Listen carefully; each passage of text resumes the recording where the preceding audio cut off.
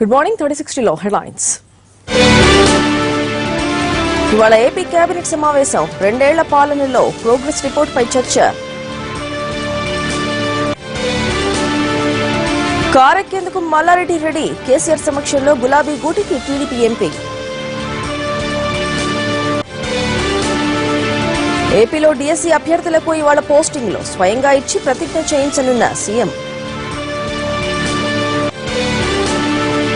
2 వారాలు తిరగకుండా రెండోసారి పెట్రోల్ వడ్డన లీటర్కు 2.5 పెంచిన చమురు సంస్థలు. తెలుగు రాష్ట్రాలపై ఉపరితల ద్రోణి ఎఫెక్ట్ మరో 3 రోజులు వడగళ్ల వానలు.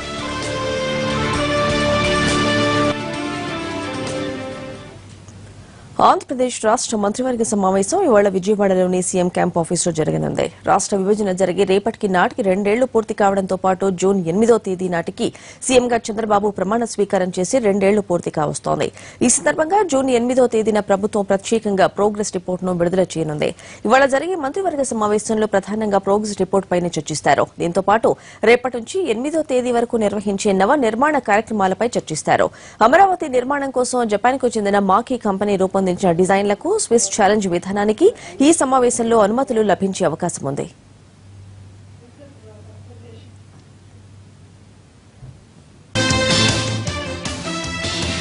ఇవాటి నుంచి వైసీపీ అధినేత జగన్ అనంతపురం జిల్లాలో పర్యటిస్తారు. రైతు భరోసా యాత్ర 5వ విడతలో భాగంగా తాడిపత్రి, కదిరి నియోజకవర్గాలకు వెళ్తారు.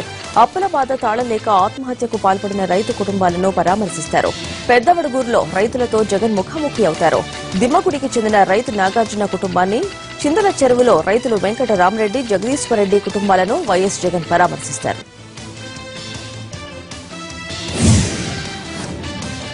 డీఎస్సీ 2014 ద్వారా ఎంపికైన అభ్యర్థులకు ఇవాళ నియామక పత్రాలు అందనున్నాయి. ఏపీ సీఎం చంద్రబాబు చేతుల మీదుగా పోస్టింగ్ ఆర్డర్స్ ఇస్తారు. టీడీపీ అధికారంలోకి వచ్చిన తర్వాత నిర్వహించిన డీఎస్సీ 2014 ద్వారా 8,926 మంది ఎంపికయ్యారు.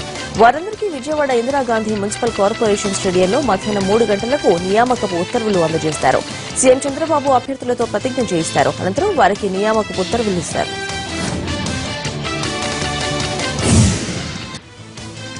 రాష్ట్ర అవతరణ వేడుకల శోభతో హైదరాబాద్ వెలిగిపోతోంది. వేడుకలను ఘనంగా నిర్వహించేందుకు అన్ని ఏర్పాట్లు చేసింది జీహెచ్ఎంసీ.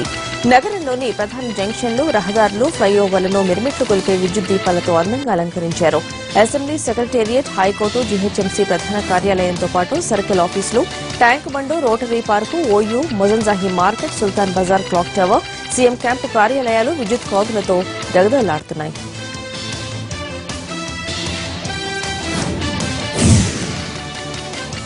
తెలంగాణ అవతరణ దినోత్సవం సందర్భంగా ఎలాంటి అవాంఛనీయ ఘటనలు చోటు చేసుకోకుండా భారీ బందోబస్తు చేపట్టారు పోలీసులు. పరేడ్ గ్రౌండ్స్ చుట్టూ ప్రధాన కూడళ్లు, బస్టాండు, రైల్వే స్టేషన్లలో కార్డన్ సెర్చ్ నిర్వహించారు.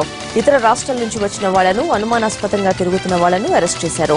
కొత్తగా డీసీపీగా బాధ్యతలు చేపట్టిన సుమతి నేతృత్వంలోని బృందం Secunderabad railway station, Jubilee bus stand, Boinpally, Rasoolpura, Tukaram gate సహా పలు ప్రాంతాల్లో తనిఖీలు చేపట్టింది. 400 మంది పోలీసులు ఏకకాలంలో కాలనీల్లో సోదాలు నిర్వహించారు. అనుమానితులను అరెస్ట్ చేశారు. సరైన పత్రాలు లేని వాహనాలను సీజ్ చేశారు.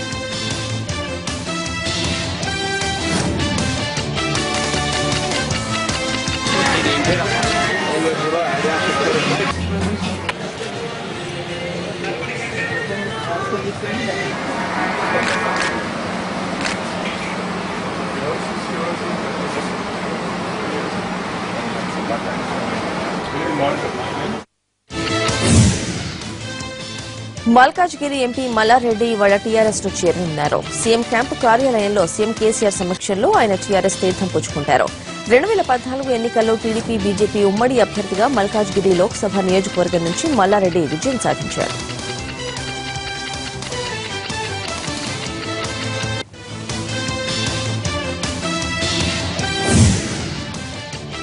తెలుగు రాష్ట్రాల్లో మరో 3 రోజుల పాటు ఉరుములు, మెరుపులతో కూడిన వర్షాలు, వడగళ్ల వానలు కురిసే అవకాశం ఉంది. ఛత్తీస్గఢ్ నుంచి దక్షిణ తమిళనాడు వరకు ఆవరించిన ఉపరితల ద్రోణి ప్రభావం తెలంగాణ, ఏపీ రాష్ట్రాలపై ఉంది. ఈ ద్రోణి ప్రభావంతో తెలంగాణ 10 జిల్లాల్లో మోస్తారు వర్షాలు, కోస్తాంధ్రలో కొన్ని చోట్ల జల్లులు పడే అవకాశం ఉంది. 2 రాష్ట్రాల్లో ఉదయం నుంచి సాయంత్రం వరకు ఎండ అధికంగా ఉంటున్నా సాయంత్రానికి చిరు జల్లులు కురుస్తుండడం జనానికి ఊరట కలిగిస్తోంది. మరోవైపు నైరుతి రుతుపవనాల వారంలో కేరళ తీరాన్ని తాకుతాయని వాతావరణ నిపుణులు అంచనా వేస్తున్నారు. హైదరాబాద్ లో రాత్రి కురిసిన గాలివానకు పలు చోట్ల చెట్ల కొమ్మలు విరిగిపడ్డాయి. విద్యుత్ సరఫరాకు అంతరాయం కలిగింది. కాలనీలు బస్తీల్లో విద్యుత్ సరఫరా లేకపోవడంతో జనం గాఢంధకారంలోనే ఇబ్బందులు పడ్డారు.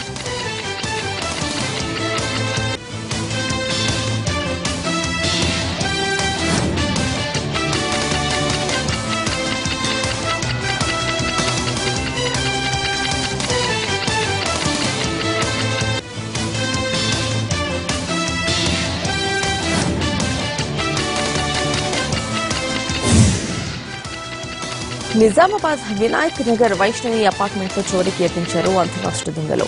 7 దొంగలు గోడ దూకి అపార్ట్మెంట్ లోకి ప్రవేశించారు. అంతలోనే అపార్ట్మెంట్ లో ఉండే ఓ వ్యక్తి బైక్ పై వచ్చాడు. అపార్ట్మెంట్ మెట్లు ఎక్కుతుండగా చీకట్లో కూర్చున్న దొంగలు అతనికి తారసపడ్డారు. కత్తులు చూపించి అరవొద్దంటూ అతన్ని బెదిరించారు. దొంగలను చూసిన వెంటనే భయంతో సదరు వ్యక్తి అరిచాడు. దీంతో అతన్ని నెట్టేసి దొంగలు పారిపోయారు. ఈ వ్యవహారం అంతా అక్కడే ఉన్న సీసీ కెమెరాల్లో స్పష్టంగా రికార్డైంది. దొంగల దాడి నుంచి తప్పించుకున్న వ్యక్తి పోలీసులకు ఫిర్యాదు చేశారు.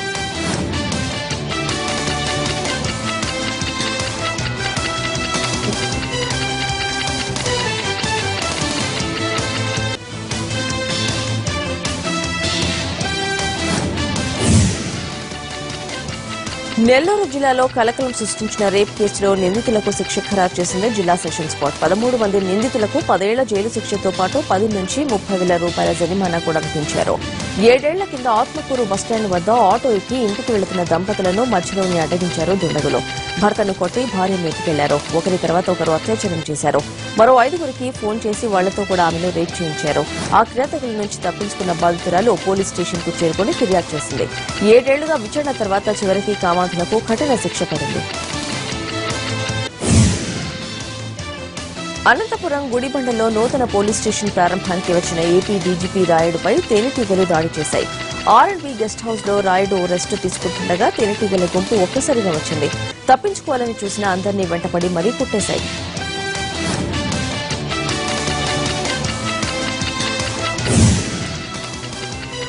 తిరుపతిలో మహానాడు వేదిక దగ్గర కార్యకర్తలా తిరుగుతూ దొంగతనాలకు పాల్పడిన వారిని పోలీసులు అరెస్ట్ చేశారు. మొదటి రోజు మహానాడులో సందర్శకుల తాకిడి ఎక్కువగా ఉండడంతో అదే అదునుగా భావించిన దొంగలు పర్సులు కొట్టేశారు.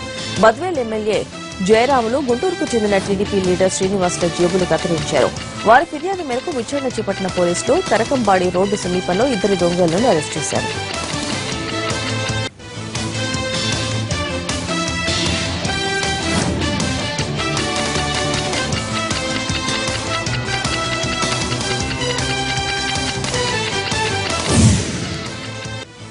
విజయనగరం జిల్లాలో జాతీయ రహదారిపై ఓ లారీలో ఆకస్మికంగా మంటలు చెలరేగాయి. డెంకాడం మండలం సుందరపేట దగ్గర ఈ ఘటన చోటు చేసుకుంది. విశాఖ నుంచి శ్రీకాకుళం వైపు వెళుతున్న ఓ ట్రాన్స్పోర్ట్ లారీలో మంటలు చెలరేగాయి. దీంతో లారీలో ఉన్న సరుకులు అన్ని పూర్తిగా దగ్ధమయ్యాయి. ఈ ఘటనతో సుమారు 2 కిలోమీటర్ల మేర ట్రాఫిక్ నిలిచిపోయింది. స్థానికుల సమాచారంతో రంగంలోకి దిగిన అగ్నిమాపక సిబ్బంది మంటలను అదుపులోకి తెచ్చింది.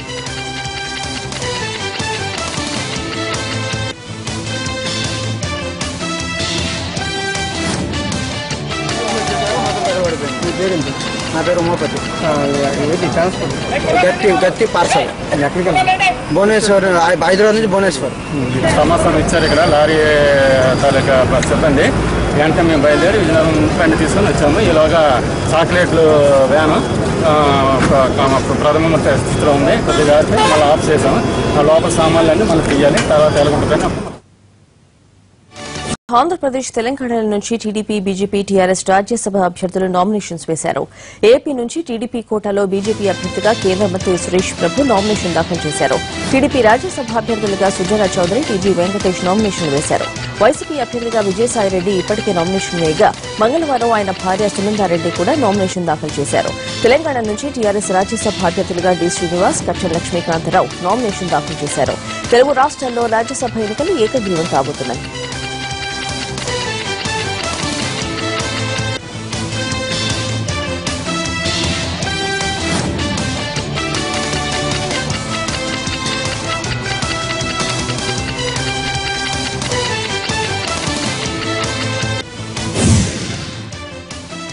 మహారాష్ట్ర పుల్గావ్ సైనిక ఆయుధాగారంలో జరిగిన అగ్ని ప్రమాదంలో 18 మంది జనాలు ప్రాణాలు కోల్పోయారు. 19 మందికి తీవ్ర గాయాలయ్యాయి. వీళ్ళలో కొంతమంది పరిస్థితి విషమంగా ఉంది. తొలుత ఆయుధాలు నిల్వ ఉంచిన షెడ్కు నిప్పు అంటుకుంది. దాన్ని అదుపులోకి తెచ్చేలోపే రెండో షెడ్కు మంటలు అంటుకున్నాయి. ఆయుధాగారంలో పెద్ద మొత్తంలో ఆయుధాలు ఉండడంతో తీవ్రంగా నష్టం వాటిల్లిందని ఆర్మీ వెల్లడించింది. రక్షణ మంత్రి మనోహర్ పారికర్ ఘటనా స్థలానికి వెళ్లి క్షతగాత్లను పరామర్శించారు. బాధితులకు ప్రధాని మోడీ సంతాపం తెలిపారు.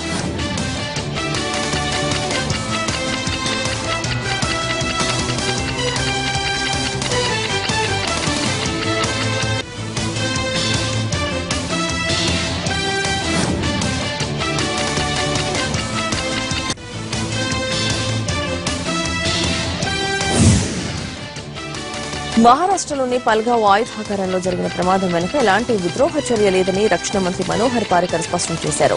అసలు పేలుళ్లు ఎలా జరిగాయన్న దానిపై ఆర్మీ ఇప్పటికే విచారణకు ఆదేశించింది. గాయపడిన సైనికులకు చికిత్స కొనసాగుతోంది. మరిన్ని వివరాలు మా కరెస్పాండెంట్ మహేందర్ అందిస్తారు.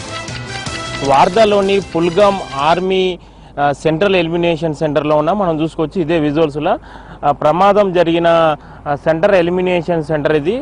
ఇక్కడ దీని లోపల జరిగిన అగ్ని ప్రమాదంలో 18 మంది చనిపోవడం జరిగింది. 18 మందిలో 16 మంది జవాన్లు ఉండగా ఇద్దరు కూడా ఆర్మీ ఆఫీసర్లు ఉన్నారు. అయితే ప్రధానంగా మాత్రం ఈ ప్రమాదం జరిగిన దానికి సంబంధించి దానికి సంబంధించి ఇప్పటికే కేంద్ర రక్షణ శాఖ మంత్రి మనోహర్ పారికర్ కూడా ప్రస్తుతం ఈ ఘటనా స్థలాన్ని కూడా పరిశీలించడం జరిగింది. అయితే దీనికి సంబంధించి పూర్తి వివరాలు సేకరిస్తున్నాము.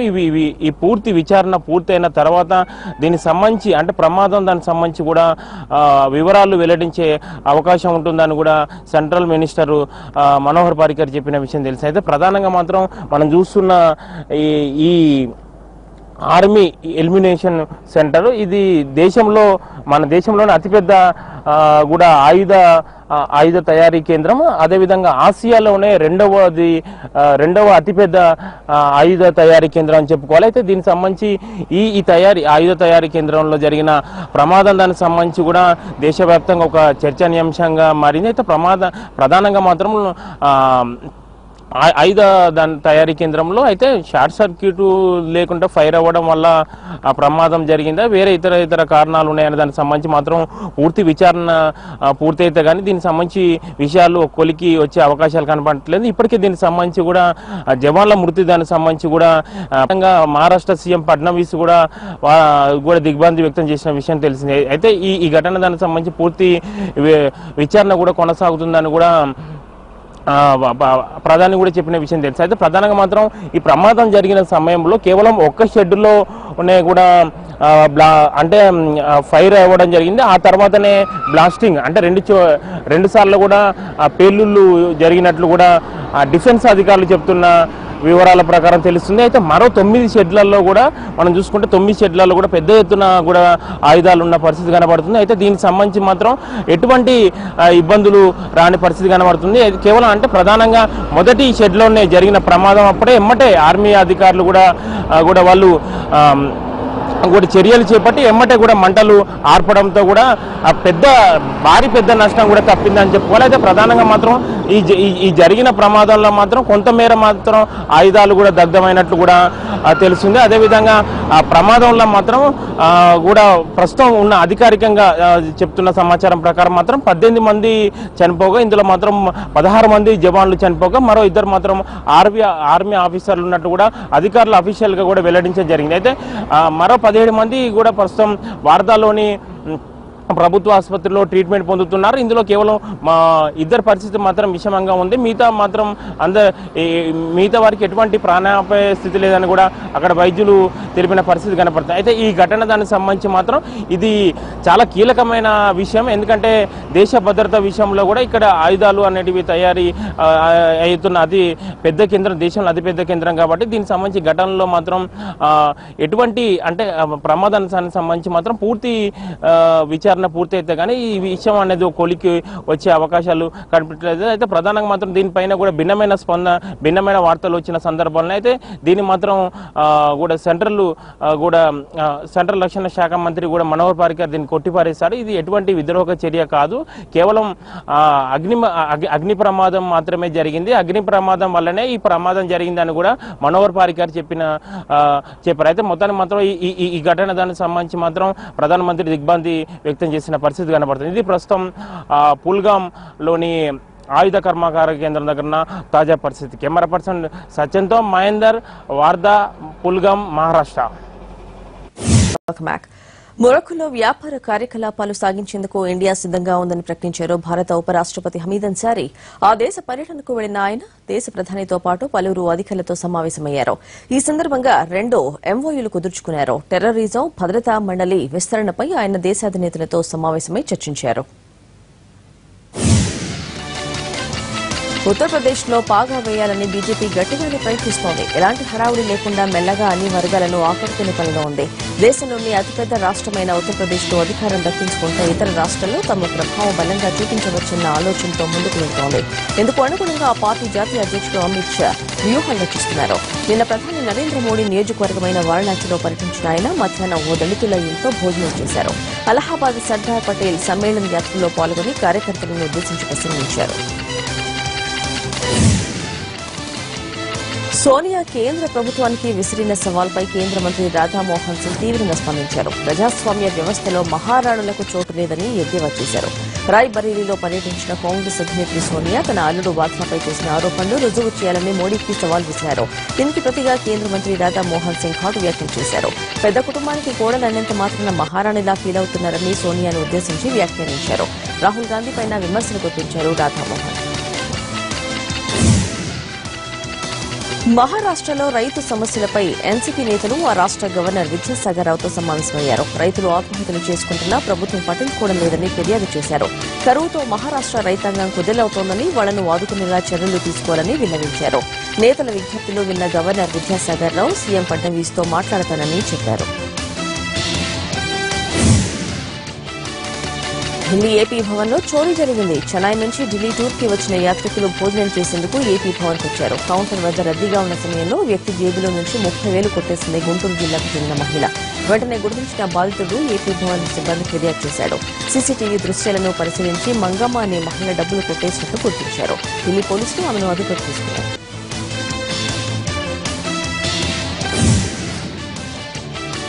వదోదర రణరంగంగా మారింది. అక్రమాలను తొలగించేందుకు మున్సిపల్ కార్పొరేషన్ అధికారులు ప్రయత్నించడంతో జనం ఎదురు తిరిగారు.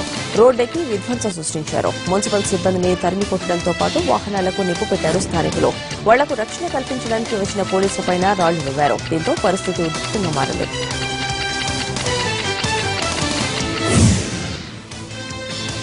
కేరళకు చెందిన ఓ క్రిస్టియన్ ఫాదర్ మానవత్వాన్ని చాటుకున్నాడు. మతాలు వేరైనా అంతా ఒక్కటేనని చాటాడు.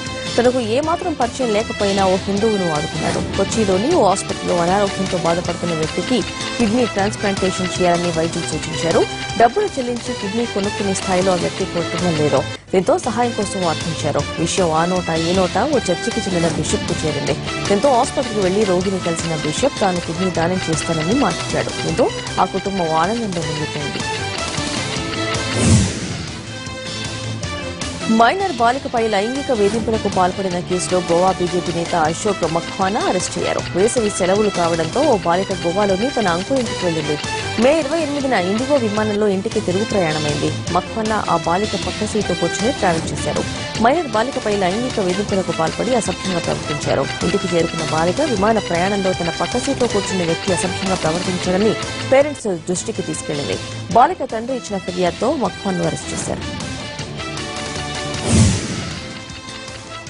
నోయిడాకు చెందిన ఓ సంస్థ ప్రమోషనల్ ఈవెంట్ లో పాల్గొన్నారు బాలీవుడ్ బాద్షా షారూక్ ఖాన్. అతడి చిన్నారులతో కాసేపు ముచ్చటించారు. కార్యక్రమానికి వచ్చిన ఫ్యాన్స్ తో ఫోటోలు దిగారు. అందరినీ ఉత్సాహపరిచేందుకు సినిమాలోని డైలాగ్స్ చెప్పారు. ఈ సందర్భంగా ఈవెంట్ నిర్వాహకులు షారూక్ ను ఘనంగా సత్కరించారు. ఉత్తర కొరియా మరోసారి పరాభవాన్ని చవిచూసింది. నిన్న ఉదయం 2 అణు క్షిపణులు పరీక్షించిన దేశానికి భంగపాటు ఎదురైంది. 2 బాలిస్టిక్ క్షిపణులు విఫలమయ్యాయని దక్షిణ కొరియా అధికారులు తెలిపారు. దేశంలో శాటిలైట్ లాంచింగ్ ప్రోగ్రాంలు వివిధ క్షిపణులు పరీక్షిస్తూ ఇతర దేశాల ఆందోళనలో బేఖాతరు చేస్తోంది ఉత్తర కొరియా. తమ వద్ద జపాన్, అమెరికాలోని ఏ ప్రాంతానైనా ధ్వంసం చేయగల ముజ్దాన్ అణు క్షిపణులు ఉన్నాయని చెబుతూ వచ్చిన ఉత్తర కొరియా వాటి పరీక్షల్లో మాత్రం ఇప్పటి వరకు విజయం సాధించలేదు. ఆఫ్ఘనిస్తాన్లో తాలిబాన్లు విధ్వంసం సృష్టించారు. అలియాబాద్ జిల్లాలో బస్సులో ప్రయాణిస్తున్న 10 మంది ప్రయాణికులను కాల్చి చంపారు. మరో 12 మందిని కిడ్నాప్ చేశారు. నిన్న ఉదయం జరిగిన ఈ ఘటనతో స్థానికులు ఒక్కసారిగా ఉలిక్కిపడ్డారు. మృతుల సంఖ్య 17కు పెరిగే అవకాశం ఉందని పోలీస్ కమిషనర్ అజీజ్ తెలిపారు. తాలిబాన్లు గత బుధవారం నాయకుడిగా హైబతుల్లా అఖుంజాను ప్రకటించారు. బలాన్ని నిరూపించుకునేందుకు ఈ చర్యలకు పాల్పడినట్లు పోలీసులు అనుమానిస్తున్నారు. తైవాన్ రాజధాని తైపీలో ఐటీ కంప్యూటెక్స్ ట్రేడ్ షో ఘనంగా జరుగుతోంది. మొదటి రోజులో ప్రదర్శించిన స్మాల్ వైట్ రోబోట్ అందరినీ ఆకట్టుకుంది. గృహ అవసరాలకు తైవాన్ కంపెనీ అసూస్ తయారు చేసిన ఈ రోబోట్ ఇంగ్లీష్ మాత్రమే మాట్లాడుతోంది. ఇంటి పనులు చక్కగా చేస్తోంది. పిల్లలకు పాఠాలు కూడా చెప్తోంది. ఈ ఎగ్జిబిషన్ లో చాలా రకాల ఎలక్ట్రానిక్ పరికరాలను ప్రదర్శిస్తున్నారు.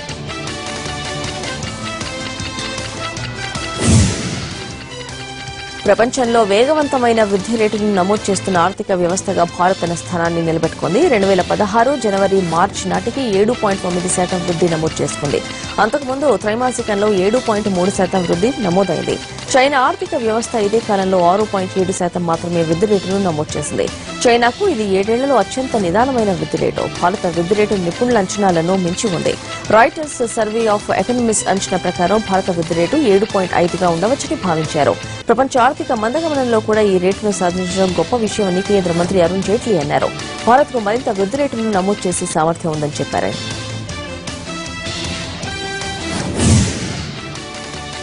ఈ బులెటిన్ విశేషాలు తర్వాత లైవ్ షో మిస్తాయి.